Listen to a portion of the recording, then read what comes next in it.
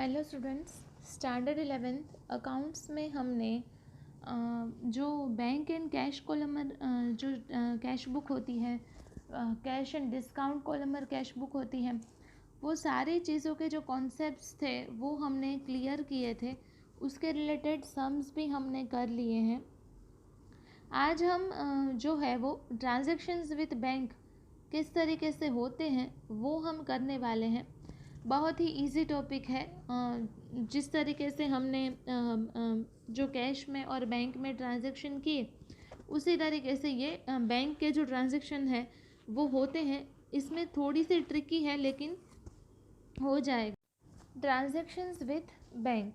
Now let us understand how the transaction between the traders and banks are recorded in the cash book. Traders और bank के जो transaction है वो हम cash book में किस तरीके से लिखते हैं वो हम करेंगे। Transaction relating to cash, cash के रिलेटेड ट्रांजैक्शन होते हैं वो when the trader person opens an account with the bank then gives him a pen slip book, cheque book and passbook for smooth banking transactions. वो तो हमको पता है कि हम जब बैंक में अकाउंट खुलवाते हैं तब हमको क्या मिलता है, पेन स्लिप बुक मिलती है, चेक बुक मिलती है और पासबुक मिलती है, जिससे हम बैंक के जो ट्रांजैक्शंस हैं वो स्मूथली कर सकें। तो इसके लिए ये तीन चीज़ें हमारे पास अवेलेबल रहती हैं। Pay in slip is used to deposit cash और cheque received in the bank. Pay in slip इस तरीके से यूज़ होती है। Cheque book is used to withdraw the cash from the bank और to make payment by cheque. Passbook is abstract from the trader's ledger account and in the books of the bank. Presently, use of check for payments in the business is very common. Check is a negotiable instrument under the provisions of Negotiable Instrument Act 1881 in India. There are three parties in the check: drawer and of the check जिसने draw किया, जिसका check है वो ड्रॉई जिसको लिखते हैं, और receiver of the money. For example, a Gaurang has given a check to his account in State Bank of India amounting to 1500 to the Preeti towards amount payable. Here Gaurang is a drawer. जिसने लिखा है वो drawer है. State Bank of India is a drawee and Preeti is a receiver of the money. कि जिसका जो State Bank of India है वो ड्रॉई होगा रहेगा, और जो प्रीति है वो मनी रिसीवर है, जिसको मनी मिलने वाली है, तो वो प्रीति है, वो रिसीवर होगी. When the customer or debtor gives a check towards the amount payable by him and trader deposits the check in his bank, there are two types of check: simple और bearer check और cross check. तो check के दो types होंगे, simple check और bearer check और जो cross check. तो इस तरीके से जो चेक है उसके दो टाइप्स होंगे. हमारा जो चेक का जो कॉन्सेप्ट है वो बहुत ही क्लियर रहना चाहिए. अब सबसे पहला है सिंपल और बेरर चेक.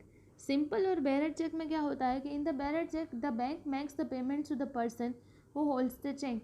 बैंक पेमेंट करती है जो चेक होल्ड करता है उसको. Cross cheque the amount is credited in the bank account of the person whose name is written in the cheque as payee, cash is not paid. Cross cheque में उसमें का name लिखा होता है. When the customer or debtor gives the cheque to the trader towards the amount payable, then it will be recorded in the bank column of the cash book. On the debit side, customer's name who has given check in written in the particulars column. जिसका name है particulars column में उसको जो है वो check issue होता है.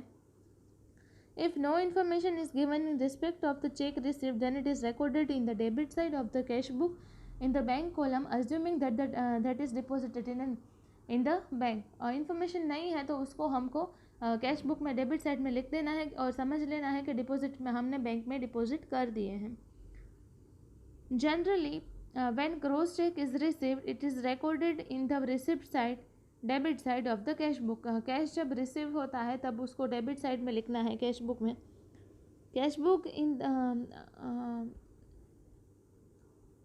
Of the cash book in the bank column, bank column में लिखना है कैश बुक में भी. It is recorded on the date on which such check is issued for the payment. और उस तरीके से लिखना है कि जब ये चेक जो है वो रिसीव हुआ है, पेमेंट इशू हुआ है पेमेंट के लिए, उस डेट पे लिखना है.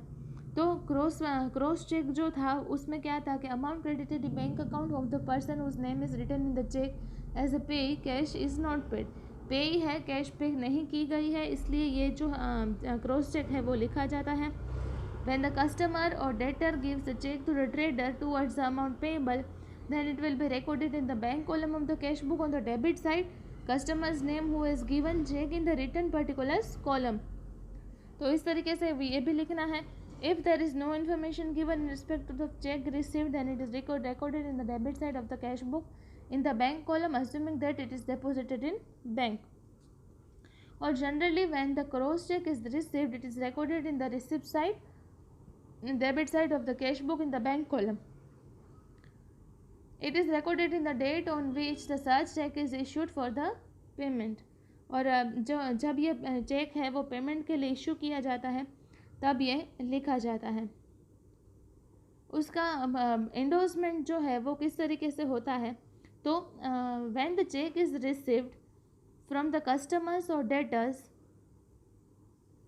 the name of the creditors or the traders written on the backside of the check and payment is made directly, then it is called endorsement. This transaction is in the record in general proper. If the check is received, is recorded in the cash book as the check deposited in the bank, and if the check is endorsed, it is recorded in the payment side of the cash book in the bank column. If any check is dishonored, the entry which is made at the time of receipt or payment of the check will be reversed.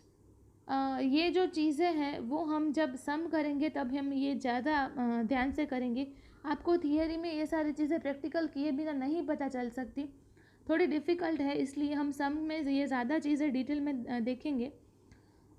Second है bank charges and commission interest. When the bank provides any services to the trader, it collects charges. Bank जब कोई भी service provide करती है तो वो charges तो लेती है। Similarly, if the bill is discounted with the bank is sent or for the collection with the bank charges commission. If the trader has taken overdraft facility from the bank charges interest on that. Similarly, bank pays interest on the bank balance. वो तो हमको पता है कि हम जब bank में पैसा रखते हैं तो बैंक हमको इंटरेस्ट देती है, वो चीज़ हमको पता है।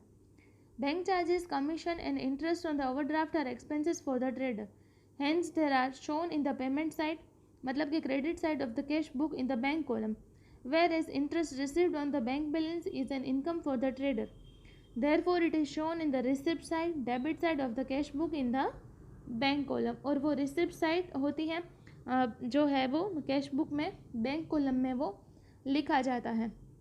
तो इस तरीके से हमने जो transactions with bank, transaction relating to cash और ट्रांजेक्शन विद बैंक के जो कॉन्सेप्ट्स थे, जिसमें simple cheque, cross cheque, endorsement and bank charges commission interest, वो सारी चीज़ें जो हैं वो हमने इस तरीके से कंप्लीट की है। आपको होम असाइनमेंट में इसको स्टडी करना है और नेक्स्ट लेक्चर में हम इसके रिलेटेड सम करेंगे। तो आपको ये सिर्फ चीज़ें ध्यान से पढ़नी है। ट्रांजेक्शन विथ बैंक में क्या क्या होता है, कैश में होता है, बैंक चार्जेस कमीशन इंटरेस्ट की एंट्री किस तरीके से होती है, तो ये सिर्फ आपको पढ़ना है, कुछ ज़्यादा नहीं करना है। इसके रिलेटेड जब हम सम्स करेंगे तब उसके जो सम्स हैं वो आपको होम असाइनमेंट में मिलेंगे। अभी आपको सिर्फ इसको स्टडी करना है और दूसरे सब्जेक्ट्स का जो भी आपको होम असाइनमेंट्स मिलते हैं वो आपको सबमिट करके भेज देने हैं। Thank you.